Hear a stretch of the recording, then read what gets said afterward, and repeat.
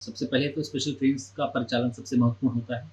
तो उस संदर्भ में बताना चाहूँगा कि उत्तर रेलवे द्वारा इस बार लगभग 300 से ज़्यादा स्पेशल ट्रेन्स का संचालन किया जा रहा है। और यदि हम इसमें बाहर से के रेलवे से जो ट्रेन उत्तर रेलवे की तरफ आ रही हैं, उनको भी शामिल कर दें, तो ये आंकड़ा 700 से ज़्यादा होता है। तो इस बार कुल मिला के 700 स्पेशल ट्रेन्स की ट्रिप्स होंगी, जो कि उत्तर रेलवे के क्षेत्र में रहने वाले लोगों को त्योहार पर लाभ देंगी, लाभ प्रदान करेंगी। उसके अलावा व्यवस्थाओं की बात करूँ, तो सभी महत्वपूर्ण स्टेशनों पर जो हमारे अति महत्वपूर्ण स्टेशन है, वहाँ पर होल्डिंग एरिया का निर्माण किया गया है। टेम्परेरी होल्डिंग एरिया बनाया गया है, कुछ जगहों पर परमानेंट भी है। उसके अलावा नई दिल्ली की पर्टिकुलर बात करूँ, तो नई दिल्ली पे परमानेंट होल्डिंग एरिया पहले से ही बनाया हुआ है, जहाँ पे जो कि 6000 स्क्वायर मीटर में फैला हुआ है।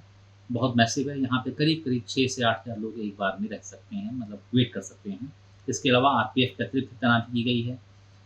जो अतिरिक्त तैनाती की गई है आरपीएफ की, उसमें बड़ी संख्या महिलाओं की है, ताकि लोन लीड ट्रेडर्स को मदद कर सकें।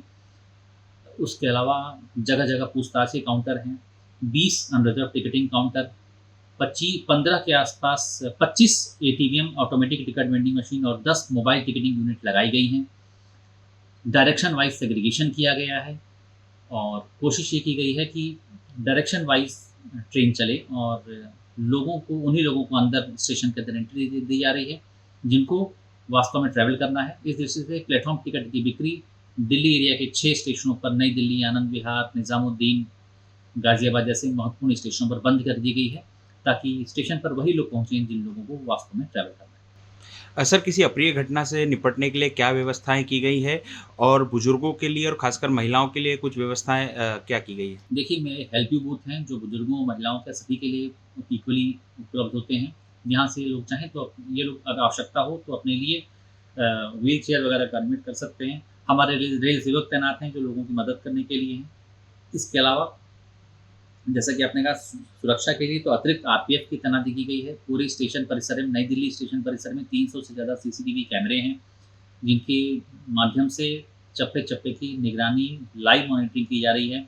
मिनी कंट्रोल रूम बनाया गया है, जहाँ पर रेलवे के हर विंग के, हर एरिया के, हर क्षेत्र के लोग साथ में बैठते हैं और सीसीटीवी मॉनिटरिंग और आपस के कोऑर्डिनेशन से बेहतर तरीके से यात्री सुविधा, train operation, safety, security manage करते हैं। इसके अलावा डिवीज़न स्तर पर और हेडक्वार्टर स्तर पर वॉर रूम बनाया गया है, जो कि हर प्रकार की सुविधा लोगों को देने के लिए है और कोई भी अ, बड़ा डिसीज़न लेना हो तो वहाँ से मॉनिटरिंग के माध्यम से लिया जाए। सर, स्पेशल ट्रेन जो यूपी और खासकर बिहार के राज्यों के लिए और उत्तर भारत के अन्य राज्यों के लिए चलाई जाएगी, उसके लिए कोई डेडिकेटेड प्लेटफ़ॉर्म तय किया गया है? और उनमें जिस प्रकार से पिछली बार आपने एक पंक्तिबद्ध लोगों को बिठाया जी, था, जी। तो क्या उस तरह की कोई व्यवस्था इस बार भी रहेगी? पूरा सिस्टम पहले के हिसाब से ही, क्योंकि वो टाइम टेस्टेड और सफल सिस्टम है, सक्सेसफुल सिस्टम है। लोगों को बहुत लाभ मिलता है, तो सिस्टम वही अडॉप्ट किया जा रहा है। ज़्यादातर स्पेशल ट्रेन्स और Bihar bound, Bengal, Assam bound special trains हम प्लेटफ़ॉर्म 16 से चला रहे हैं। सर, इस बार देखने में आया कि रेलवे ने बाहर भी प्लेटफ़ॉर्म नंबर 1 के बाहर भी एक होल्डिंग एरिया बनाया और एक स्थायी होल्डिंग एरिया भी बनाया है, जिसका रेल मंत्री ने इनॉग्रेट भी किया था। इससे आपको कहाँ काफ़ी किस हद तक मदद मिल रही है? क्योंकि पैसेंजर काफ़ी इसे पसंद कर रहे हैं और जो शाम के समय जो भीड़ बढ़ेगी आगामी दिनों में, उसके लिए मैनेज करने के लिए किस तरीके से व्यवस्थाएँ होंगी? देखिए, व्यवस्था जैसे मैंने आपको बताया कि ये जो होल्डिंग एरिया बनाया गया है, लोगों की सुविधा के लिए बनाया गया है। लोग उसको बहुत एप्रिशिएट भी कर रहे हैं। शाम के समय पीक आवर्स के लिए क्राउड एनफोर्समेंट मेजर जो है वो अडॉप्ट किया जाएगा।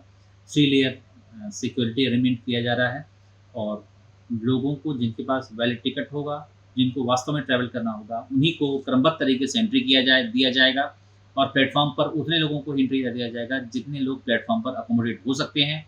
फुट ओवर ब्रिज पर, सीढ़ियों पर, एस्केलेटर्स पे अनावश्यक रूप से लोगों को जाने नहीं दिया जाएगा। सर, अंतिम प्रश्न कि बाहरी राज्यों से भी कई लोग दिल्ली पहुँचेंगे, चाहे सुबह हो या शाम में, तो उन्हें उनकी निकासी स्टेशन के बाहर कैसे आराम से हो सके, उसके लिए क्या व्यवस्था होंगी सर? देखिए, इसके लिए हमने एंट्री का और एग्ज़िट का, अराइवल का और डिपार्चर का सेग्रीगेशन कर दिया है। जो लोग स्टेशन के अंदर जा रहे हैं ट्रेन बोर्ड करने के लिए, उनके लिए अलग एंट्रीज़ हैं, अलग एंट्री पॉइंट्स हैं और ट्रेन से जो आ रहे हैं और दिल्ली की तरफ दिल्ली में शहर में जिनको जाना है, उनके लिए एग्ज़िट अलग है।